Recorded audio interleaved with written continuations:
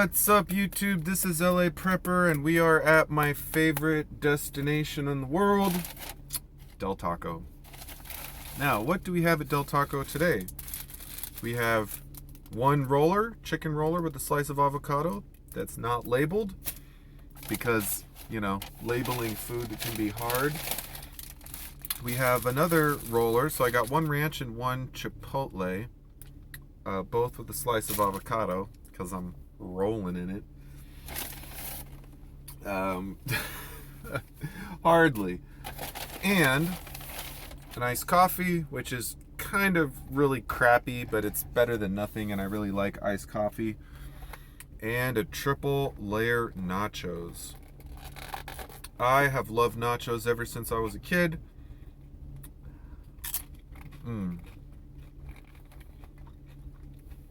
And these are very passable nachos. And I like the cheese sauce because it's white. It's not the normal nacho cheesy stuff.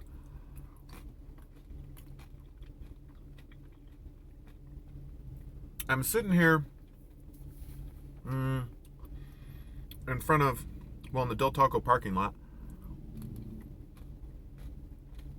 watching an ocean of cars at Chick-fil-A.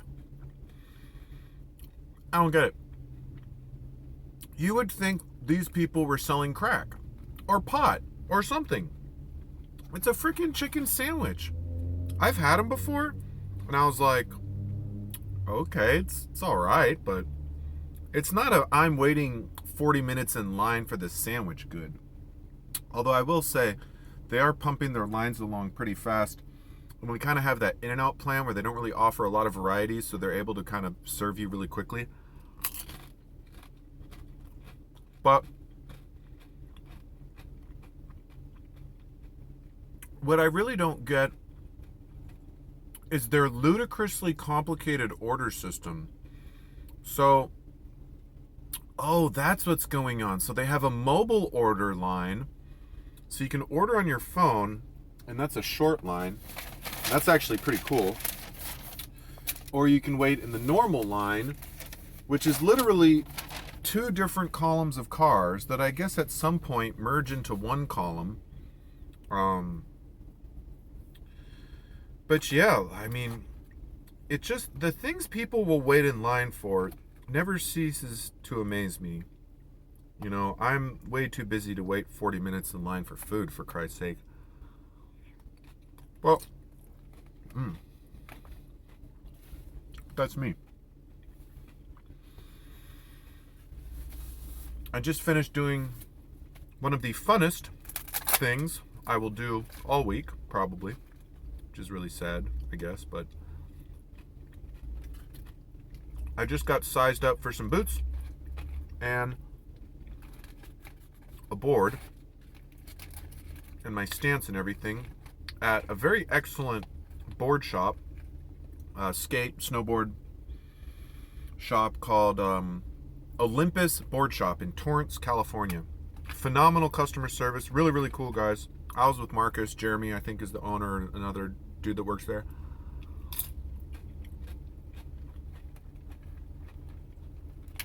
So the deal is, if you want to save time, you go there before you're ready to rent. Get your boot sized, get the board sized, your stance, and then when you want to rent, you tell them what days you want to rent, pick up your board like a day early, and then you pay for it on the phone, and when you're ready to come by and pick it up, just roll in, be like, hey, I'm here to pick up the board for whatever, give you your boots, your board, walk out the door, 2 minutes. It doesn't matter if they're working with another customer or whatever. So the customer service that Jeremy spent like 5 minutes on the phone with me talking about board sizes and the rental shop and how they do stuff, and we're kind of busy and we're limited on like people coming in, so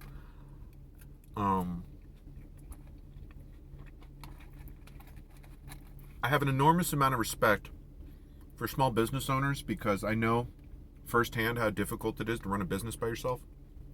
Not to say that like the handyman stuff I ever did was a business, but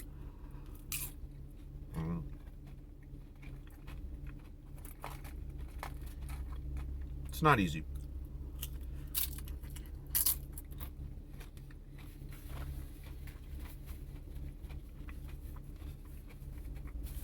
You have to forgive me, I'm starving. One of my coworkers said, I don't even know where you put all that food. Because they see me, I have a secret source for Danishes at work. The Danishes are gone by the time that I get there, but I have a connection. Of course I eat half my lunch, and then, later in the day I'm eating the other half of my lunch.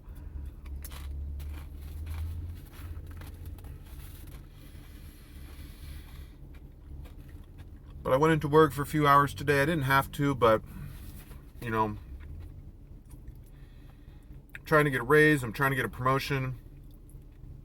Sometimes you want something out of life, you got to push a little bit hard. I work my ass off every day, but I have not been working weekends as of late. So I decided to come in, knock out a part. Part turned out well. It's very nice.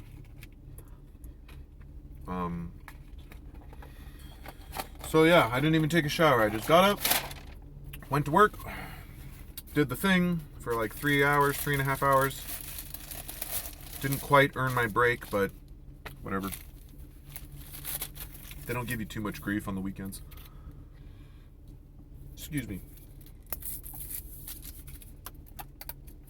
Went to the bank. The bank was closed, of course. But did the ATM thing. And now I'm on my second little lunch. I had a chicken sandwich, or a chicken salad sandwich for breakfast at work, and then the Del Taco. This Corona thing is still a source of endless amusement for myself, as all of you, as I'm sure. Although I will say, I did finally talk to someone who actually knows someone who passed away, allegedly from Corona. I mean, the person who was telling me said that the individual, got pneumonia first, so I don't know. They got tested for Corona while they had pneumonia, but pneumonia definitely kill you by itself. So I don't know if they just decided to call them ammonia Corona or what, but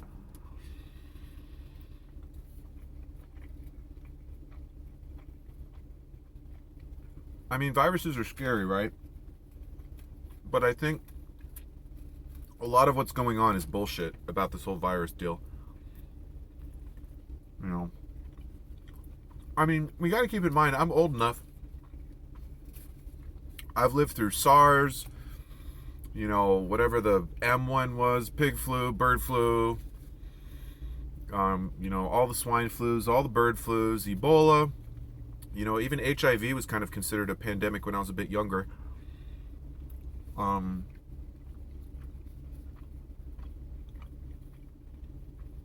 But the government's insistence on basically destroying wealth, telling a business they have to operate at limited capacity is bad enough.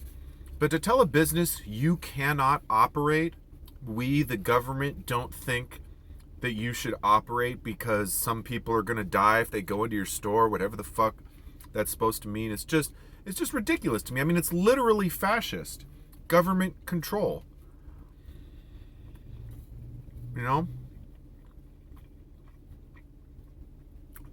The same Democrats, and liberal Antifa morons who are out there, down with fascism, down with fascism. Meanwhile, Governor Newsom, that a lot of these idiots probably elected, is the one shutting down the whole state. So it's like, don't be an idiot.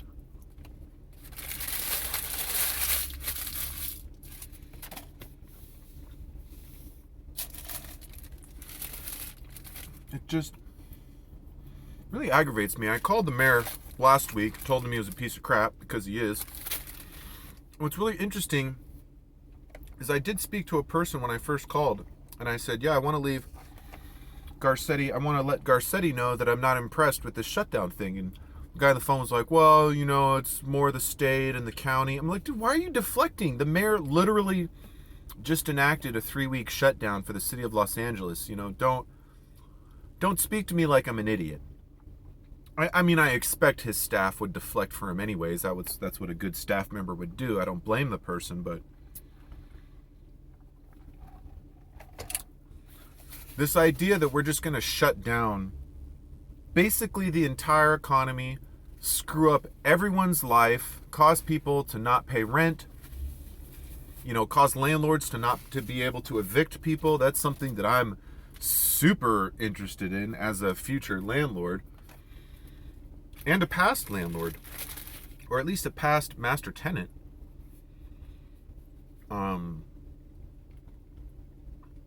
The government's basically saying someone can squat in your house and it's totally fine.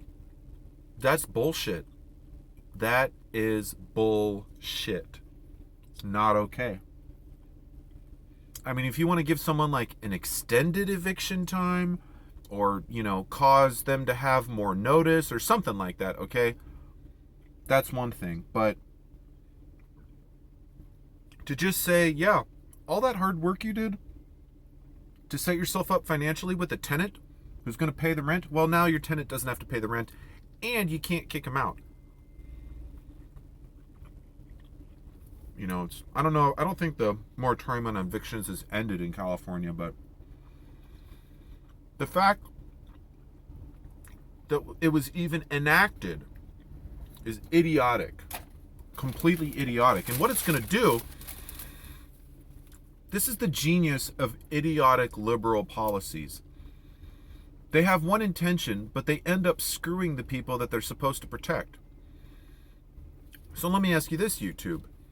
After this whole eviction crap, COVID crap, is it going to be more easy or more difficult for your average middle to low income tenant to get a place to live? It's going to be more easy or more difficult for a middle to low income tenant to get a place to live. I'll let you think about it for 20 seconds.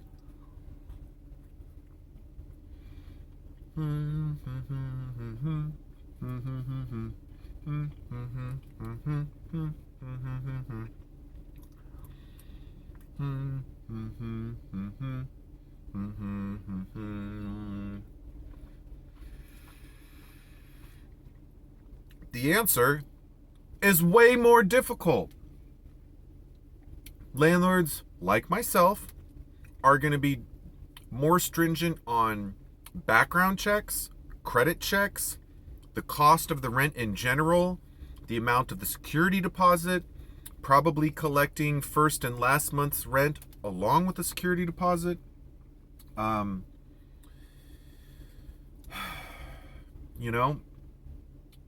those individuals that don't have perfect credit and don't make a ton of money, but might have been decent tenants otherwise, are going to get pushed out to the tenants that make a little bit more money, that have perfect backgrounds, that have much better credit. This shutdown, I guarantee, is going to increase homelessness in this country. And the city I live in already has an enormous problem with homelessness. Tens of thousands of people living on the street in shacks within a block of my house. Not all of them within a block of my house, but I would say there's probably 20,000 people within a 5-mile radius of my house, easily.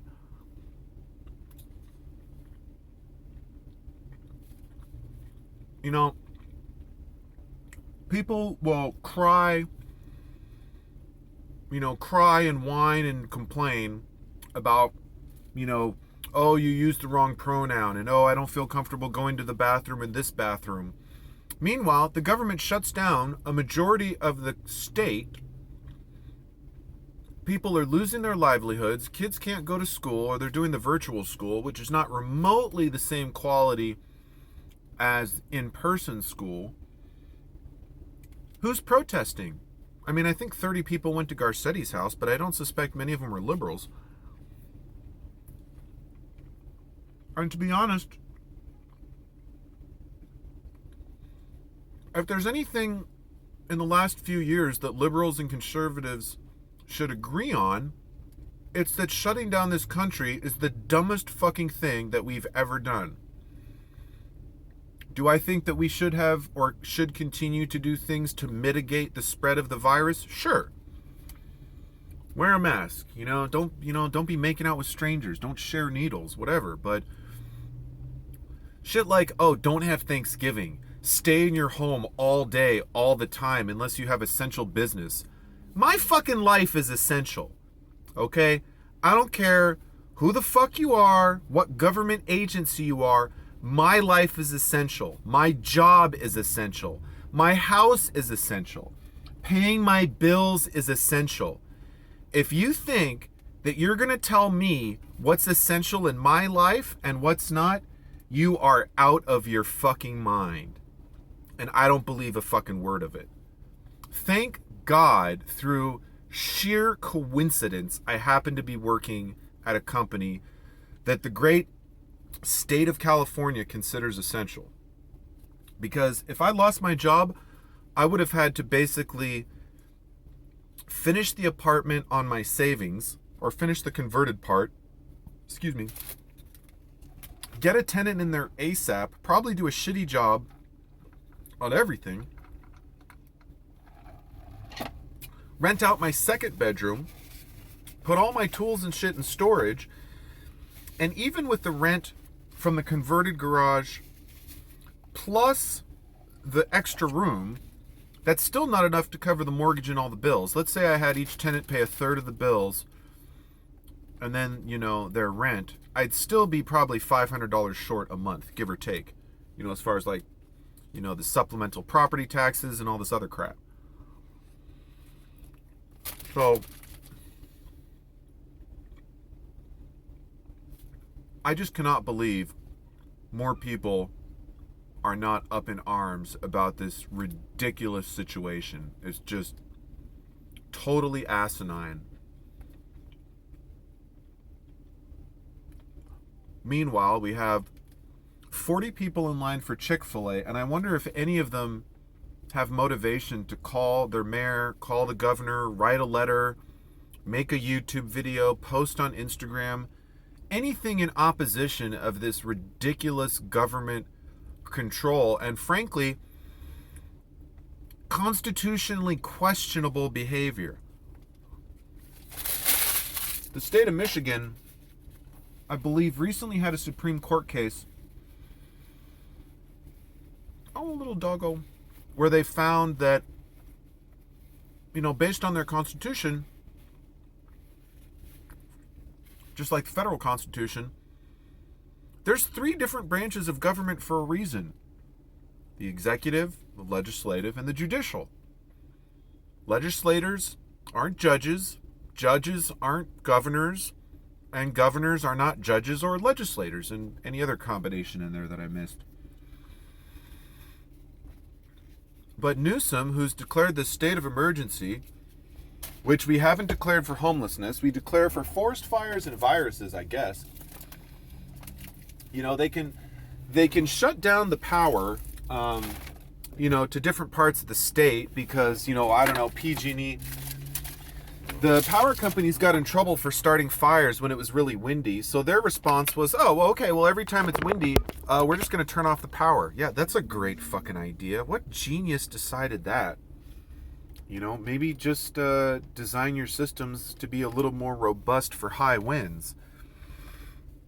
But this idea that, we're just going to turn off your power, we're just going to, ration this and limit that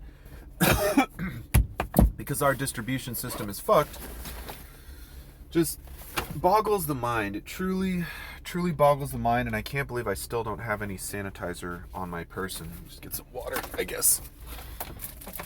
But yeah, suffice it to say, I'm not terribly amused with the lockdown. It has not affected my life too much, to be honest, but I'm still passionate about it because of the potential implication. Heaven forbid I lose my job for any myriad of reasons, and I am unable to find an essential job. I mean, how long is this going to go on, right? I mean, the whole virus thing sort of came out early in the year, and I'm not a virologist or a virologist, but at any rate, you typically don't have, the amount of people that are exposed to the virus usually, kind of looks something like a bell curve. Like it's a little bit, it's a little bit, it's a lot, a lot, a lot. It grows to a peak, stays somewhere at the peak, and then it kind of goes back down. So this idea that we're somehow in this resurgence because Thanksgiving sounds like a bunch of crap to me. If the virus has been around all year, why is it all of a sudden that at Thanksgiving it's just magically, the cases are rising? I don't buy it. I personally do not buy it. I don't buy a lot of stuff about this virus crap. Well, I'm done with my Del Taco. There are still way too many people in line at Chick-fil-A. I am on my way to run another errand, and then another errand after that. Oh, too many errands. But the house is going kind of slowly. I need to finish cleaning and sealing the tile. Some toe kick tile, vanity, toilet, figure out if I'm going to mess with the termites, change the stove, finish the cabinets, fix the flooring, 1,000 things, or at least a dozen things, but they're all just too much work. So, anyways, thanks for watching, YouTube. I know this video was a little bit ranty, but to be honest, if you don't have, sorry, I know that's super loud. If you don't have some sort of emotional reaction to this shutdown, you might want to check your pulse. Because this situation is getting out of hand, and we cannot let the government continue to exercise power like this unchecked. In fact, I was looking up recalls last night or the other night. Apparently Governor Newsom, we've tried to recall him 5 different times. Now I think at least 2 of those recalls were kind of at the same time, which is really unfortunate, but because they were kind of pulling votes from each other. But of course, one thing you have to do to get a recall is to collect signatures, and if you can't collect signatures because none of the petitioner people can work or want to work, I mean, imagine, dude, what are you doing? Imagine, trying to recall the governor, and then the governor saying, well, I'm sorry, but collecting signatures is not an essential job. I mean, do you see the irony in that? It's just unreal to me. It's completely unreal. This whole thing. And as an average citizen, I'm not a member of a militia. I'm not going to take up arms against the government, even if I had arms. What do? You write a letter, make a video, try to start a movement, try to get 2 million signatures or whatever you need for a recall. It's really, the older I get, the more I'm starting to realize that the government largely, at least, like the higher levels of government, really don't give a fuck about the common person. I think Newsom, in one of his responses to the recall, said something along the lines of, this recall is going to cost $80 million, and, I kept my promises. I, raised money for roads and firefighters and policemen and stuff like that. But given that the homelessness is an enormous problem, this whole sanctuary city thing, the fact that we basically invite illegal aliens here and then pay them and give them driver's licenses and which automatically registers them to vote and all this other nonsense, taxes, et cetera, we could definitely save over $80 million if Newsom was not our governor. I have no doubt. Well, back in the car, I'm going to hit my errands here. I'm going to focus on driving because around the holidays, of course, people get a little stupid on the road. But thanks for watching, YouTube. Please, if you're a fan of the lockdown, that's fine. I don't necessarily hold it against you. But if you are not a fan of the lockdown, please, please, please consider making a phone call, writing a letter, talking to your friends about it. Look up any active recalls. Make a video about it. Make a Facebook post about it. If you know anyone that's affected in a negative way by this shutdown corona bullshit, make it known. Share your voice with people. You know, I have a relatively small channel and it's extremely unprofessional on average, from my low video production to my lack of consistency to my professional vernacular. But it's something, right? Something is better than nothing, usually. So just do something to try to make this world slightly less insane, and I will be personally very grateful for it. Till next time, like, comment, subscribe. Keep your cars, snowmobiles, ATVs, boats, motorcycles, all other forms of 2, 3, 4, 5, 6, 7, and any other even or odd number wheeled vehicle operating better than I do, and keep prepping. We'll see you next time, YouTube.